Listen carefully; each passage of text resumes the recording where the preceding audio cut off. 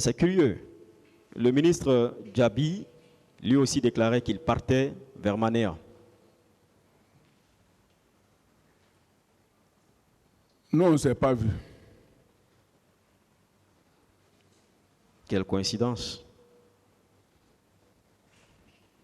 Il n'y avait pas d'entente entre vous pour cet alibi-là?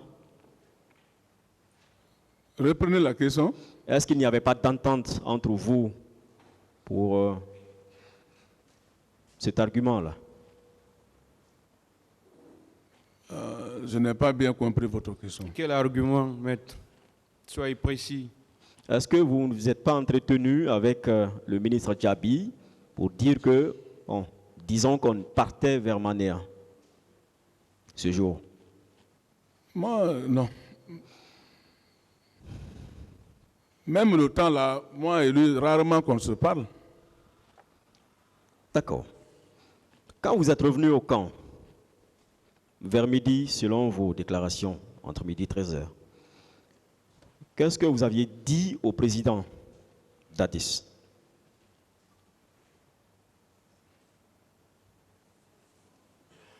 Quand je suis venu, je l'ai rendu. Je suis. Question? Pardon? Oui, qu'est-ce que vous lui avez dit? Je suis venu nous rendre compte d'abord de la mission qu'on n'a pas trouvé les malfrats à main armée et que l'agitation maintenant qui est faite au stade, j'ai dit que qui a autorisé, parce que paraît-il qu'il y a certains de nos militaires, certains des militaires du régiment qui sont partis faire le dégât au stade. Donc, quels sont ces militaires? Il a dit qu'il n'en sait rien. Il a dit qu'il n'en savait rien. Voilà. Et après, en retour, qu'est-ce qu'il vous a instruit? Qu'est-ce qu'il vous a dit? Moi, il m'a rien dit, sauf maintenant, quand je suis revenu pour le demander si je dois mettre main sur son aide de camp. Est-ce possible que vous rencontriez le président qui était très en colère le matin, disons toute la journée, aux environs de midi, que vous lui rendiez compte, selon vous, d'une mission, que vous lui demandiez à propos des cas de mort, et qu'il ne vous dise rien absolument? Est-ce que vous pensez qu'on peut croire à cela? Reprenez votre question. Est-ce que vous pouvez croire à cette version que vous avancez? Vous dites que le président ne vous a rien dit, après que vous lui ayez demandé quels sont les militaires qui se sont rendus au stade.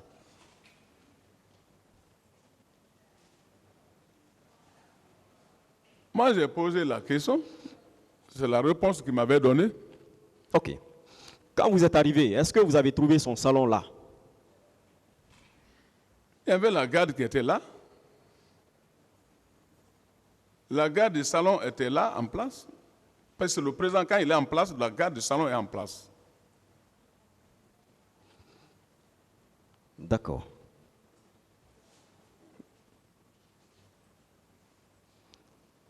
Et quand la garde, quand le salon est en place, est-ce qu'il n'y a pas d'éléments dehors? Au dehors, il y a... Postés. Au dehors, il y a... mais c'est un camp, il y a des militaires qui sont au dehors, et ainsi de suite. Il y a... Non. La garde rapprochée, est-ce qu'il y a des éléments qui sont postés dehors? La garde rapprochée, ils étaient tous postés. Certains étaient là. Certaines, en tout cas, j'ai vu certains beaucoup là-bas. Donc, parce qu'eux ne sont pas de mes questions, de mon contrôle, mais la garde, quand le président est là, la garde est en place. D'accord. Alors, de là, vous êtes allé à votre bureau, c'est bien cela? Oui. Vous avez passé du temps, puis vous vous êtes couché, vous avez dormi jusqu'à 20h30. C'est bien cela? Bien. Est-ce que c'est vrai, Monsieur Pivi? Ce jour, 28 septembre 2009, vous étiez parti traquer, selon vous, des malfrats, sans résultat. Vous êtes passé par Bambeto. Il y a des manifestants. Vous êtes rentré nerveux, parce que vous avez tenu ce propos ici tout à l'heure. Rentré au camp nerveux. Vous avez rencontré le président. Vous lui avez rendu compte. Et vous lui avez même demandé quels sont les militaires qui sont allés tuer au stade. Et que, par la suite, vous partiez tout bonnement dans votre bureau, vous travailliez, ou en tout cas vous vous occupiez d'autres choses, et que vous dormiez jusqu'à 20h30.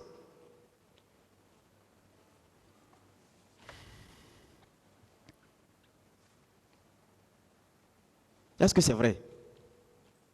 Est-ce que c'est possible? Je dis c'est vrai. Vous étiez le ministre chargé de la sécurité présidentielle. Un tel événement, est-ce que ce n'est pas systématique que ce soit une préoccupation pour vous?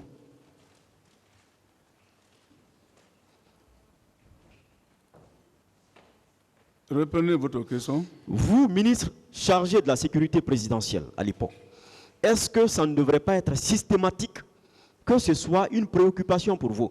Vous aviez sensibilisé, non, à Bambeto?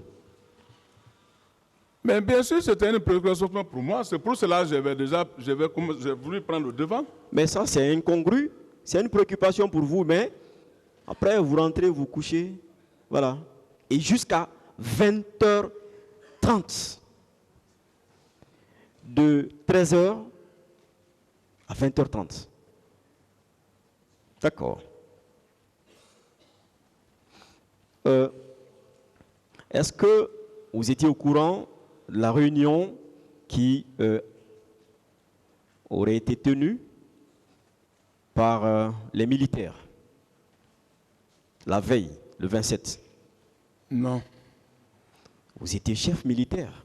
Je n'étais pas là. D'abord, s'il y a eu une réunion, je n'étais pas là. Parce que moi, le 27, moi, je n'étais pas là. J'étais à l'abbé. Est-ce que vous aviez été informé le 27 d'une réunion militaire, de chef militaire? Non. Quand il y a réunion de chef militaire, est-ce que le ministère de la chargé de la sécurité présidentielle est associé? Le 27, je n'étais pas là. Ça m'a trouvé, j'étais à l'abbé. Je reprends. Quand il y a réunion des chefs militaires, est-ce que le ministère chargé de la sécurité présidentielle est associé? Mais comme tu dis, c'est une réunion du 27, et le 27, moi, je n'étais pas là. Comment je vais assister à la réunion? Donc le ministère se résumait à M. Claude Pivy. Je n'en sais rien. Vous n'aviez pas d'adjoint, disons de secrétaire. Je n'en sais rien. Vous n'aviez pas de chef de cabinet. Je n'en sais pas, non. Vous n'aviez pas de membres de personnel. Si, j'avais des membres personnels. Est-ce qu'ils ne pouvaient pas vous représenter? Non. Pourquoi? Parce que le ministère s'est résumé à vous, c'est cela? Quand je bouge avec mes éléments, mes hommes, pour l'abbé. Vous bougez avec le département, c'est ça? Voilà, parce qu'ils doivent être à l'abbé en cas de prise de notes, ils notent. Alors, vous feignez de ne pas savoir qu'il y avait une réunion. Est-ce que par la suite, vous avez été informé qu'il avait été interdit aux militaires de sortir ce jour, le 28? Bon, moi, j'ai appris comme les autres. Quand une décision devant être appliquée aux militaires est prise, est-ce que cela concerne le ministère chargé, les militaires, membres du ministère chargé de la sécurité présidentielle?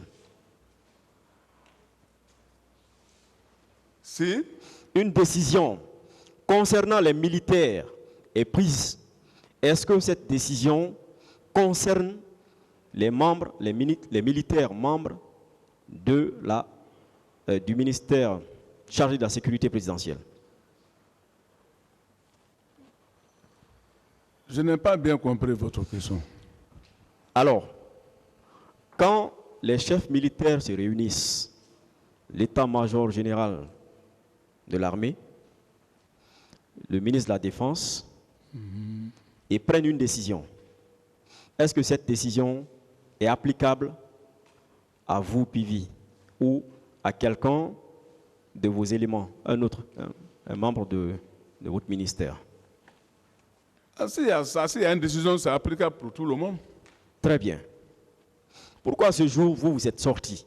Parce que ma mission était spéciale. La mission était spéciale parce que c'est ordonné par le président avant le jour. Quand les chefs militaires décident et que d'autres militaires fassent autre chose, est-ce que ce n'est pas de l'indiscipline, ça? Moi, je ne peux pas faire indiscipline, moi. Moi, c'était une mission confiée par le chef de l'État. Oui, mais est-ce qu'il n'était pas interdit aux militaires de sortir ce jour, selon des déclarations? Bien sûr, même si c'était interdit, mais comme nous, on avait une mission, donc ça ne fait pas partie des autres pour dire que c'est nous. Donc vous étiez spéciaux. Il y a des décisions qui ne s'appliquaient pas à M. Claude Pivi. C'est ce que vous êtes en train de nous dire, n'est-ce pas? Non, non, ce n'est pas ça. D'accord.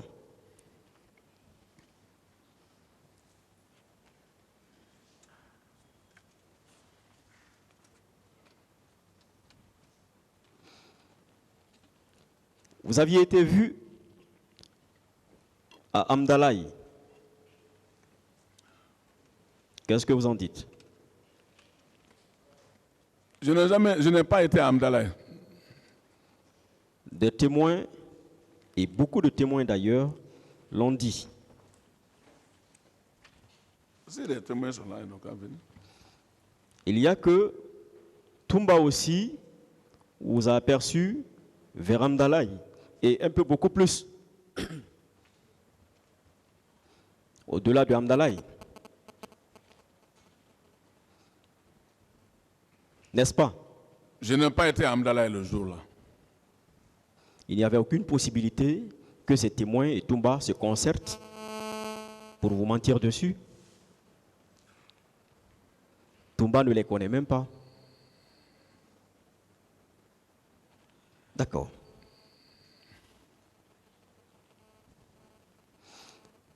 Est-ce que vous avez été informé que le commissariat de Bellevue avait été pillé?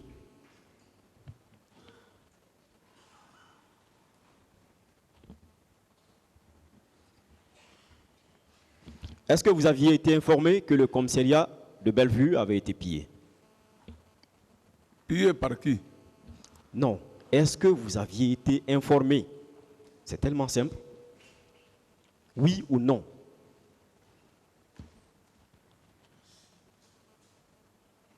Bon, ça, je n'en sais rien.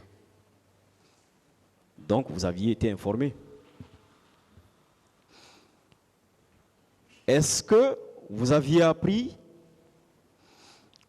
que des manifestants se seraient emparés des armes du dit commissariat? Je n'ai pas eu l'information là. Est-ce que vous aviez été mis au courant que ni la police, ni la gendarmerie, ni les services du colonel Tchegoro n'ont pu empêcher ce meeting?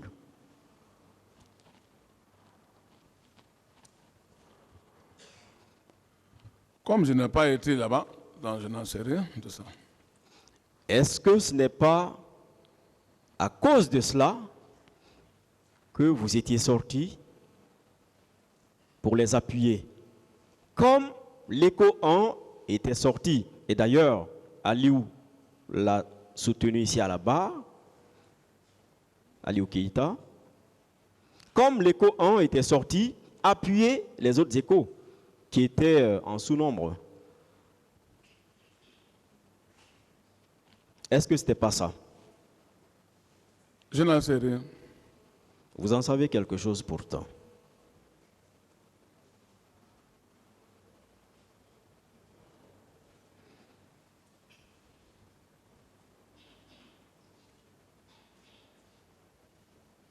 Vous étiez armé ce jour, n'est-ce pas? Reprenez la question. Est-ce que vous étiez armé ce jour, vous et vos hommes? Mais moi, je suis toujours armé. Ce jour, je parle de ce jour.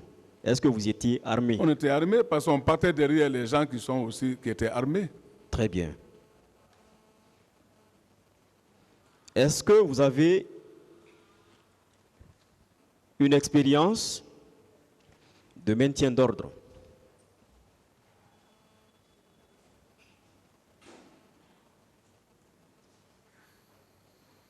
Moi, je ne peux pas dire que j'ai une expérience de maintien d'ordre.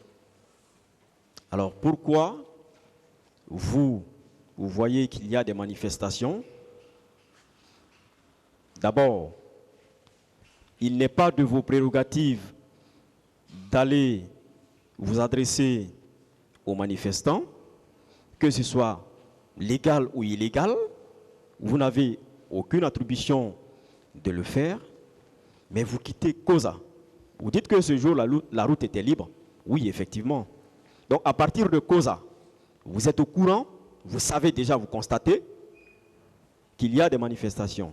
Mais vous continuez, au lieu de rentrer au camp, à quelques mètres, jusqu'à Bambeto. Pourquoi? En plus du fait que vous n'aviez pas ces attributions et que vous n'aviez aucune expérience en matière de maintien d'ordre, pourquoi vous êtes allé vous adresser aux gens, aux manifestants à Bambeto? Bambeto était, ça c'est dans le passage. Donc j'ai bien dit que arrivé à Bambeto, j'ai tourné là-bas. C'est pourquoi? Parce qu'il y avait des cailloux sur la route. Je suis bien descendu pour m'entretenir avec les gens qui étaient à Bambeto. Et on est tombé d'accord, ils ont enlevé les cailloux sur la route. Et c'est là-bas même que nous, on a été informés maintenant de la situation qui se passe au 28 septembre. Et je les ai promis, je dis, bon, ok, je rentre au camp. Vous restez devant vos boutiques, tranquille.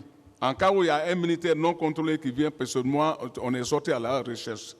Vous me tenez informé. Je suis rentré au camp. Ça a parti de là-bas, maintenant, j'ai rentré au camp. D'accord.